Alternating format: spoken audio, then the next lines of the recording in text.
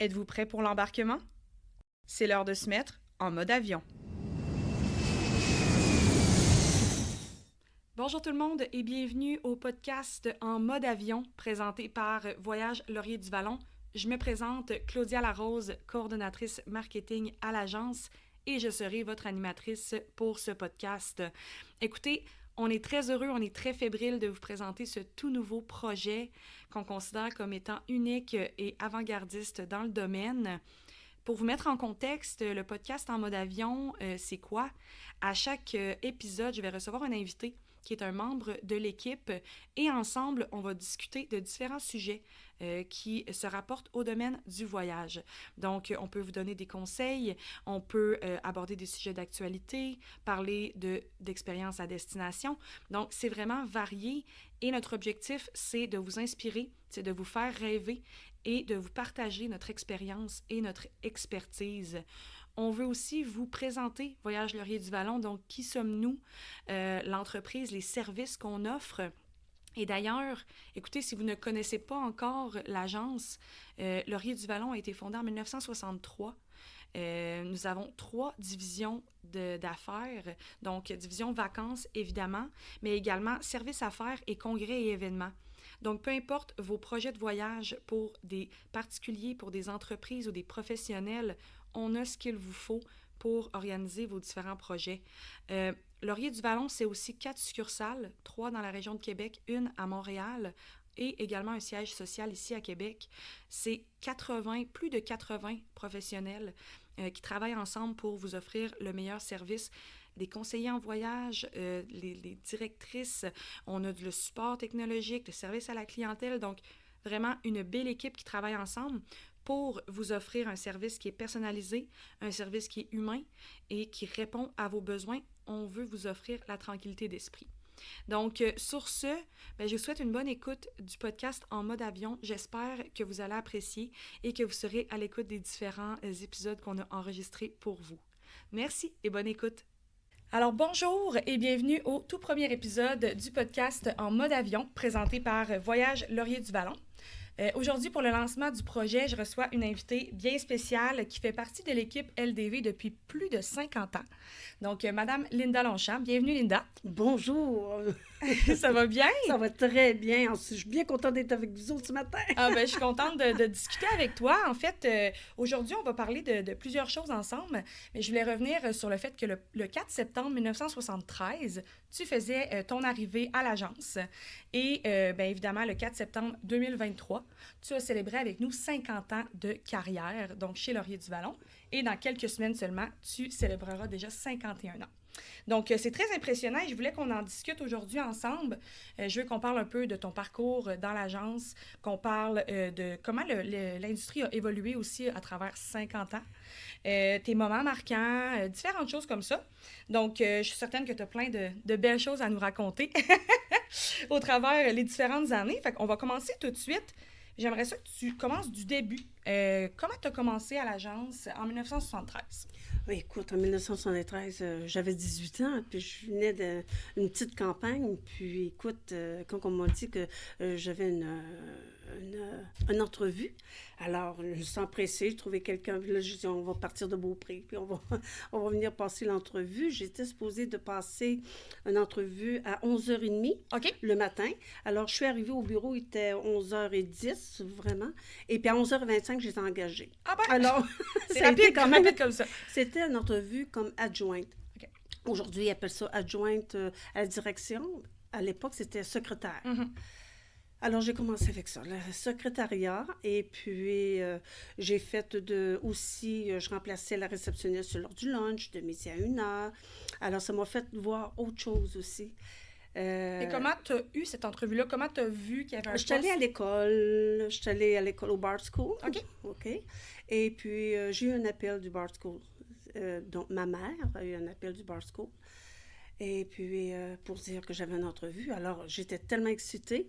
Et par le fait même, j'avais un autre appel d'un emploi au gouvernement. Et puis, c'est drôle, hein? C'est le hasard qui fait les choses, mais j'ai accepté celle-là de Voyage Laurier du Vallon. Bien, aujourd'hui, c'est Voyage Laurier du Vallon. Avant, c'était Voyage Laurier, point. Mais j'étais fascinée En rentrant, j'ai dit, mon Dieu, c'est ma place. Tout de suite, hein? Le secrétariat, ça me plaisait. C'était les études que j'avais faites. Et j'apprenais, à tous les jours, j'apprenais quelque chose. Puis est-ce que tu connaissais l'agence déjà ou c'était... Non, c'était une toute première fois. Je viens de Beaupré, comme je te dis. Je veux dire, je sortais pas beaucoup. Alors, en 1973, là, je veux dire, là, c'était loin un peu, mais ça fait rien. Ça m'a permis à découvrir plein d'affaires, puis je suis tellement contente aujourd'hui, là. Fait que tu as commencé comme secrétaire dans les premières années. Secrétaire, puis après ça, je remplaçais lors de lunch la réceptionniste. Et puis, des fois, je faisais des petits réceptions la fin de semaine. On me demandait. C'était pas gros comme on est aujourd'hui, là. Oui, quand t'es arrivé, c'est ça, vous étiez... 6 employés, bon, c'est ça. plus la comptabilité qu'on était 4, plus la direction qui était 3. Alors, ça jouait comme ça. Puis on était dans les locaux anciennement un magasin Paquette à Place Laurier. Je connais pas. Alors, c'est loin. Écoutez, j'étais toujours la première arrivée le matin. Et puis, j'étais secrétaire de M. Laroche. M. Laroche qui... Jacques Laroche, le fondateur. Exactement. Du Laurier. Oui, exactement. Qui a fondé l'agence en 1963, donc seulement 10 ans avant ton arrivée. Exact, en fait. Exact. Et c'est que M. Couture et Mme Pérusse, je pense que c'était la plus belle chose qui m'est arrivée. Alors, avec ça, au fil des jours, des mois, M. Laroche m'a tout de suite envoyé dans le bain. Il dit, ouais, là, vous allez pouvoir voir c'est quoi un voyage. Je n'avais jamais voyagé. Jamais? Puis à l'époque, on n'avait pas besoin de passeport. Je n'avais pas de passeport encore. En 1973. Même pas pour sortir du pays? Pas pour aller, ce que je devais faire, une petite croisière. Je comprends. Pour moi, c'était une expérience terrible. Premièrement, l'avion. L'avion et le changement de vie là-bas, sur place, le bateau, les îles, C'était quoi? C'était dans quel coin, la croisière? C'était quoi? Alors, c'était la croisière, j'embarquais à Nassau. OK. À Nassau, on faisait 2-3 îles et on revenait. À l'époque, ils appelaient ça un voyage de familiarisation. Oui. Alors, aujourd'hui, Fam Trip, comme on dit. Alors, M. Laroche, j'ai dit, allez-y, Mme Longchamp. Alors, j'ai pas hésité. Puis c'était tous des agents de voyage partout dans la province de Québec qui étaient là. Alors, je connaissais plein de monde aussi. Ça a donné l'occasion. C'est ça. Là, ça m'a donné la piqûre. Premièrement, de prendre l'avion. Destination. Alors, tout de suite après ça, c'était... j'ai continué. Je suis revenue au bureau, puis je faisais encore du secrétariat. Puis, mon Dieu, je faisais de la facturation pour mes collègues. J'en apprenais à tous les jours. Je me couchais toujours plus intelligente. Incroyable, incroyable, j'apprenais. Ben, des fois, on apprend presque plus sur le terrain qu'à l'école. À l'école, on a des bases. On a une très bonne base. Puis après ça, ben, on peut appliquer, puis on évolue énormément une fois qu'on est sur le terrain dans l'industrie, avec les gens qui travaillent aussi, là, entouré des bonnes personnes. Tu as absolument raison. Absolument raison. Mais c'est fou comment qu'on peut apprendre dans un an sur le terrain et puis, OK, c'est pas toujours joyeux, là, parce qu'on fait des petites gaffes, des fois, des petites... entre autres, j'étais réceptionniste. À un moment donné, entre midi et 1h, je remplaçais réceptionniste. Moi, j'ai un anglais, mais un peu... Ma mère était irlandaise, puis on avait un petit peu appris... La langue maternelle est un petit peu anglaise, mais il fallait parler français. Okay. Alors, moi, je voulais tellement bien faire. Je voulais pas déplaire, surtout M. Laroche. Je voulais vraiment pas déplaire. À un moment donné, je prends un appel, puis j'entends...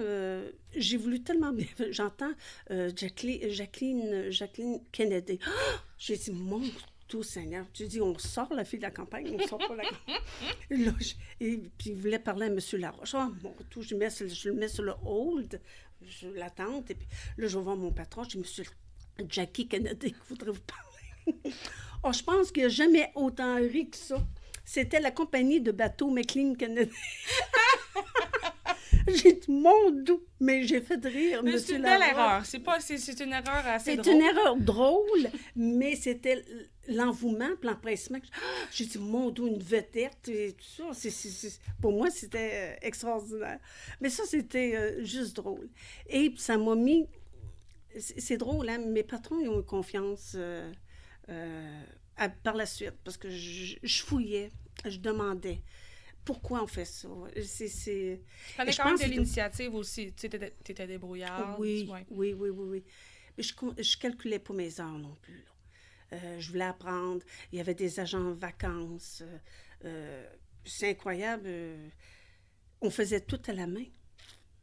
C'est ça qui est fou, hein? C'est fou. Et puis, là, ils m'ont introduit. Ils m'ont introduit à faire des billets d'avion à la main.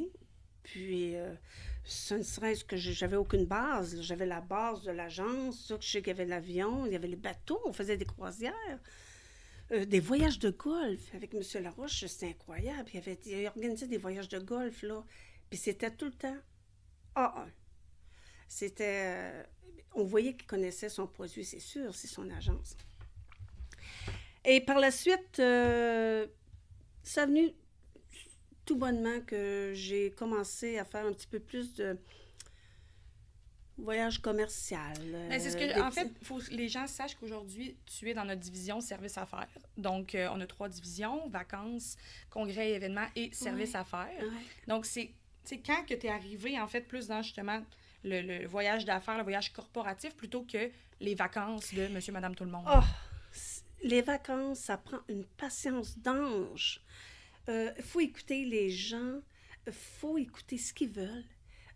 Qu'est-ce qu'ils veulent acheter, hein?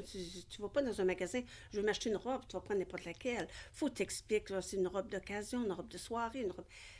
C'est exactement la même chose pour un voyage. Vous allez demander, c'est un voyage de noces, un voyage sportif, un voyage d'aventure, de repos. Dans quelle destination? Si on veut aller au chaud, Bien, c'est on veut surtout aller ça, en Europe, et surtout le budget. Le budget. Le budget. Mais à l'époque, les voyages étaient relativement très honnêtes comme prix. Là. C'était honnête comme Mais prix. je pense que l'autre jour, quand on discutait, justement, tu me parlais que c'est pas comme aujourd'hui, les prix. Là. C'est pas... tu sais, aujourd'hui, on va sur un site, il va y avoir un prix, 10 minutes plus tard, il va y en avoir un autre. Avant, c'était des tarifs qui étaient fixes. Fixe, puis il y avait... C'était seulement que les agents de voyage qui pouvaient l'acheter. On n'allait pas sur un site, ça n'existait pas à l'époque. Alors, moi, à l'agence, je peux vous dire que je voyais du monde, là, une filée au moins de 7 à 8 personnes qui attendaient pour rencontrer un agent, pour acheter un voyage. Je trouvais ça extraordinaire. Puis, j'étais renversée de ça, à comparer à ce qu'on a aujourd'hui. Mais, comme je vous dis, on rencontrait une personne et puis ça pouvait prendre au moins 2 heures. Tandis qu'aujourd'hui, on rencontre une personne, c'est pas long, 15 minutes après, une demi-heure, c'est bingo, cha-cha-cha, ah ouais, c'est beau. C'est, premièrement, aujourd'hui, l'électronique, là. Bien, c'est sûr qu'en fait, ça m'amène à te parler de un peu la deuxième question, c'est-à-dire que qu'est-ce qui a le plus changé, en fait, entre 1973, quand tu as débuté à l'agence, et aujourd'hui? T'sais, on parle quand même de 50 ans. C'est quoi la chose ou les choses qui ont le plus changé? La technologie. La technologie. La technologie, moi-même, j'étais obligée de me mettre à jour, prendre des cours, que Voyage Laurier m'invitait, il m'encourageait à prendre ces cours-là. Linda Sora, ça va être mieux, tout ça. Et puis, au fil des ans, on y engageait des personnes qui étaient tout au courant de ces petites choses-là. Et c'est de là qu'on apprend encore 2 fois plus. Des transactions, des destinations. Et par la suite, j'ai fait un choix. Après 19 ans, à peu près, non, disons 10 ans. 10 ans, j'ai fait le choix de faire comme un genre. Parce que l'agence, il y avait du monde qui recherchait des voyages d'affaires.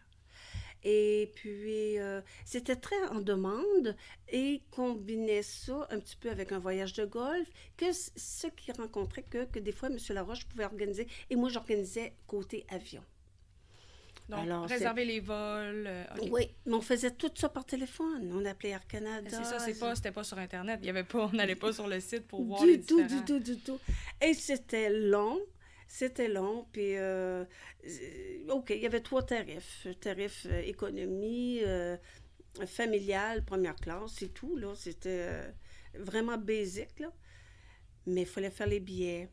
Même si on se trompait de nom, c'est pas grave, on mettait un petit sticker sur le billet. À l'époque, ça allait tellement Ça, bien. je trouve ça fascinant parce qu'aujourd'hui, c'est des coûts, s'il y a des choses comme ça qui C'est arrivent. des coûts. C'est puis, des procédures, c'est quand ben même oui, des ben erreurs, pas graves, mais un petit peu plus importantes qu'à l'époque où on faisait juste mettre un collant par-dessus puis on changeait le nom. Là. Ben oui, tu as bien raison. Alors, ce qui fait que ça continue comme ça. J'ai pris des cours, puis j'ai validé, puis j'ai voyagé avec tout ça, là. Si vous saviez, c'est la meilleure école, là. Hein? Tu voyages, tu prends des notes, tu as tout ça, tu emmagasines tout ça dans ta tête. Mon Dieu, quel bonheur!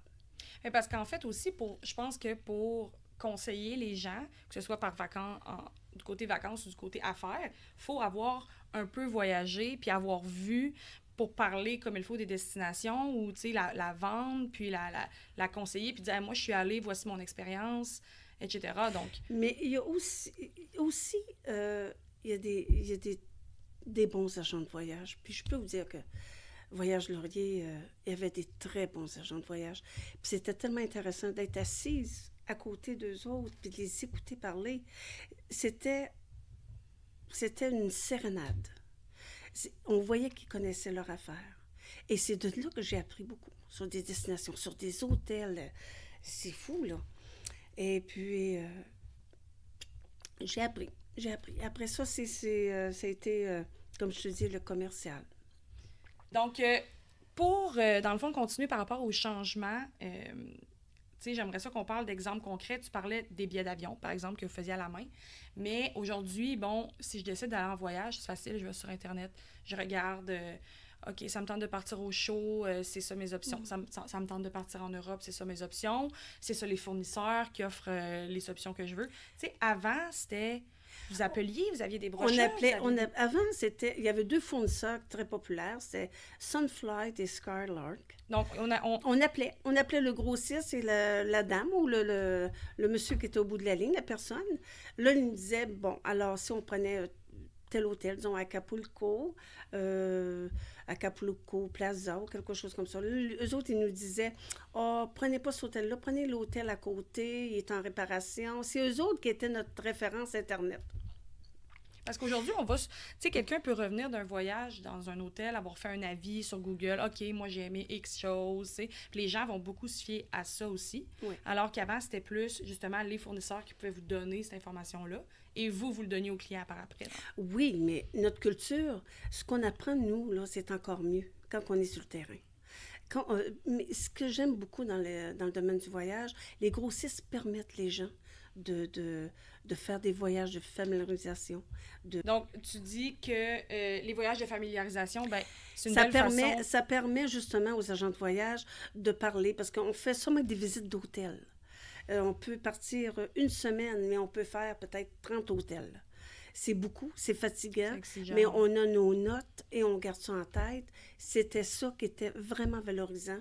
Et puis, mais avec aujourd'hui, là, on n'avait pas autant de partage comme on a aujourd'hui. Aujourd'hui, maintenant, quelqu'un revient d'un femme tour et puis tout de suite là, c'est toujours partagé à tous les collègues. Remplir un rapport, souvent, pour dire qu'est-ce qu'il a fait sur place. Et puis pour apprendre, puis c'est tellement plaisant pour les gens qui veulent aller dans le domaine du voyage.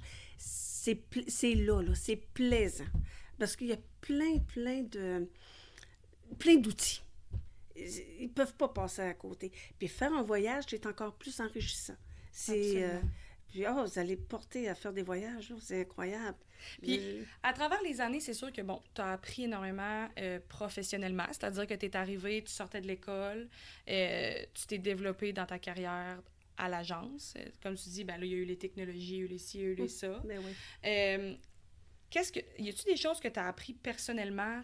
Tu sais, t'es arrivé, tu étais assez jeune, tu dis que ça prend de la patience pour faire ce métier-là.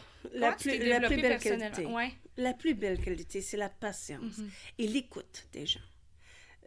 Moi, j'ai découvert ça, puis on dirait que j'ai approfondi cette patience-là, puis l'écoute.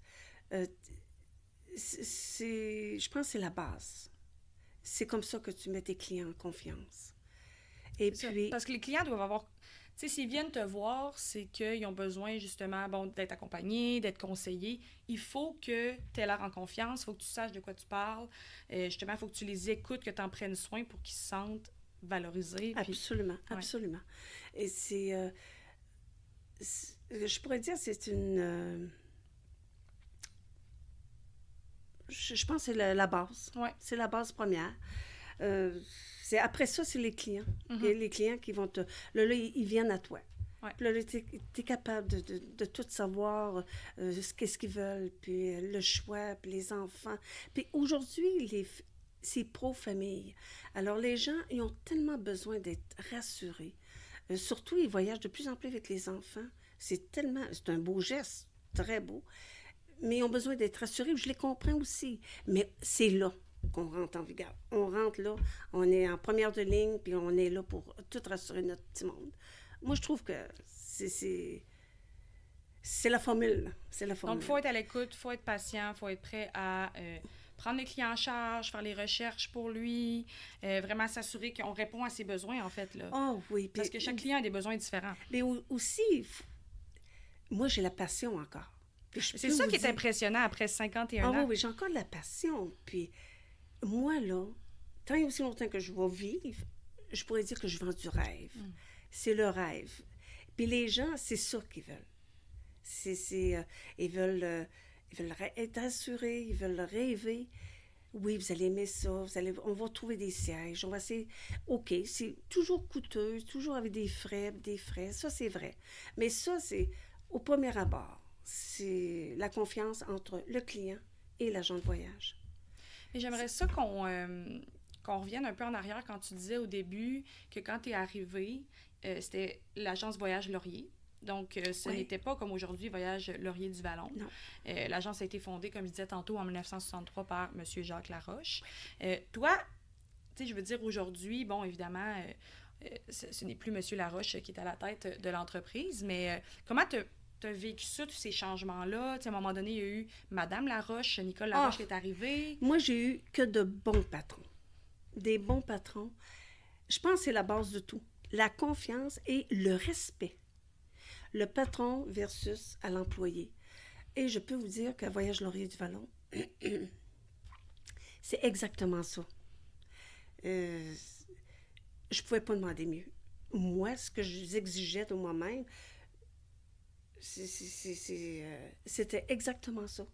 Et puis, c'est avec ça, quand tu as du respect un envers les autres, c'est incroyable, tu fais ton chemin.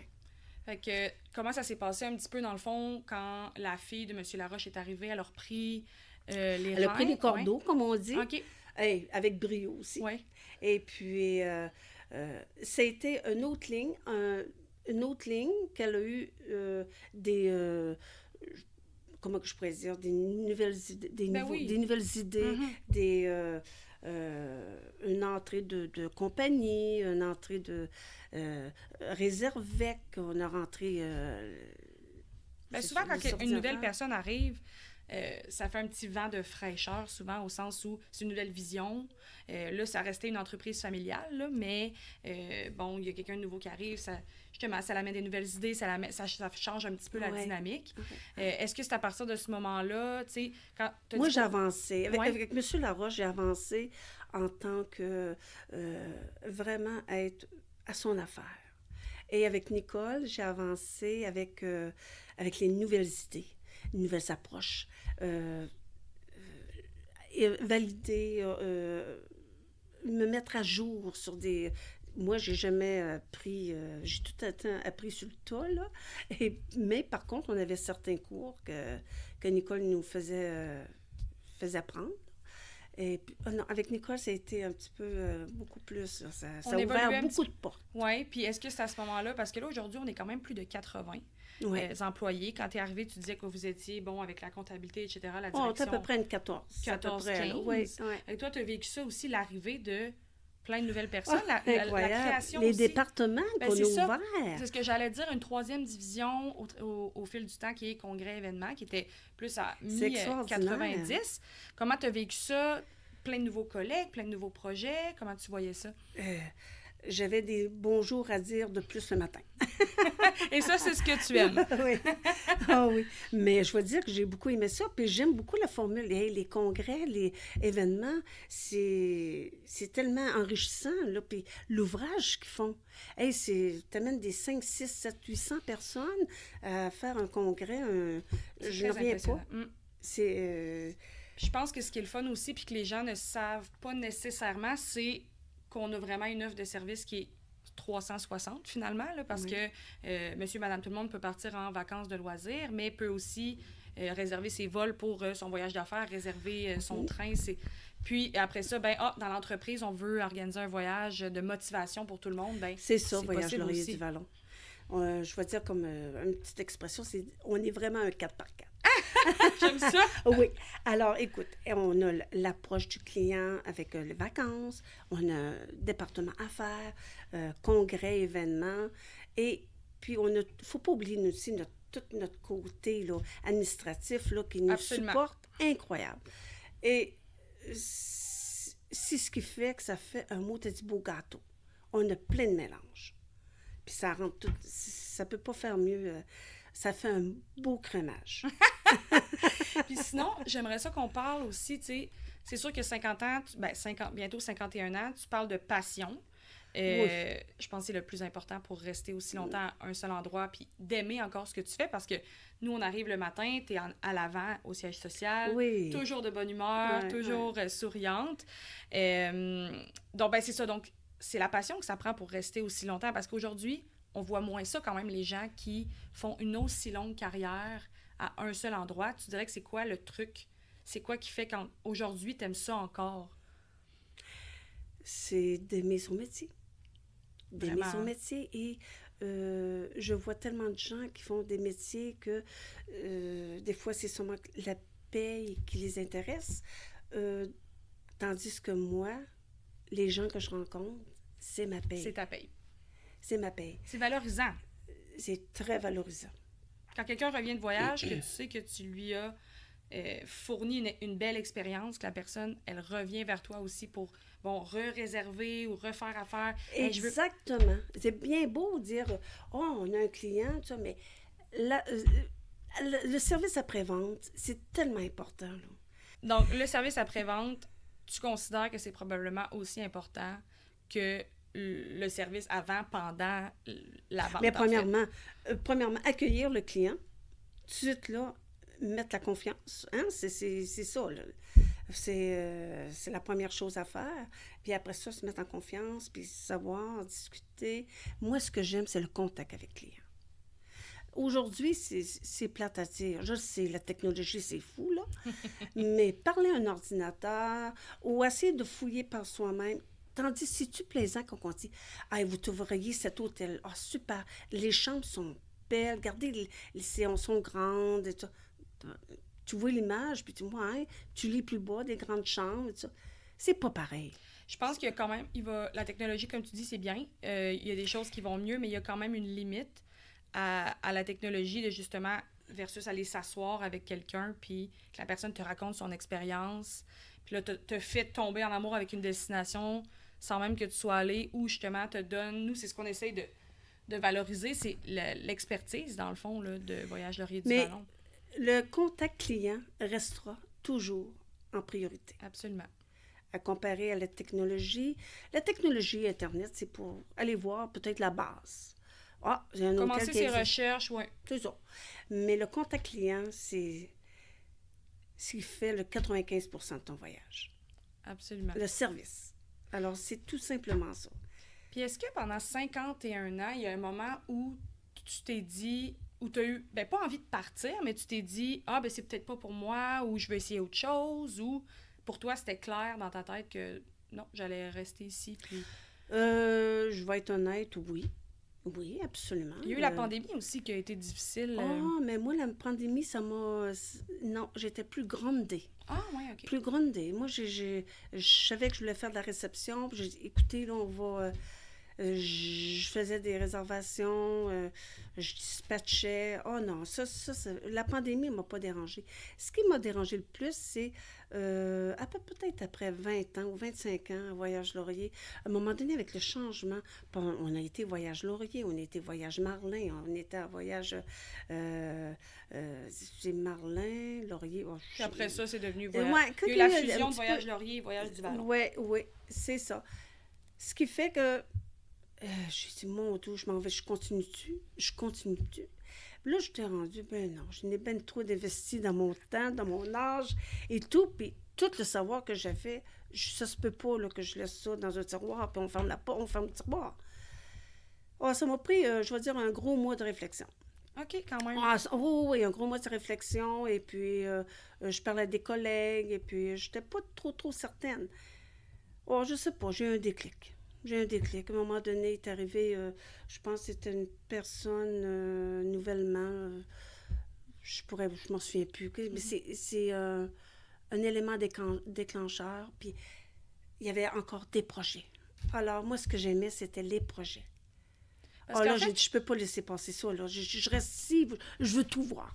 Parce qu'en fait, même encore aujourd'hui, probablement que tes journées se ressemblent presque pas, que c'est... Moi, j'ai pas de routine, moi. Ce que j'aime, c'est beaucoup le changement. Si je voudrais faire de la routine, non, mon Dieu, je serais tellement malheureuse, moi. Non, j'ai pas de routine, puis j'aime ça aller dans un département d'un autre, puis c'est jamais les mêmes visages. Des fois, oui, il y a des nouvelles personnes qui arrivent, il y a des gens qui partent, évidemment, ça roule beaucoup. Oui, puis comme tout le monde, il y a des hauts puis des bas. Écoute, on est là, on peut pas être tout le temps sur le gros high, là. Absolument. Alors, c'est puis, ça. à travers les années, bien, évidemment, tu as eu la chance de faire beaucoup de voyages.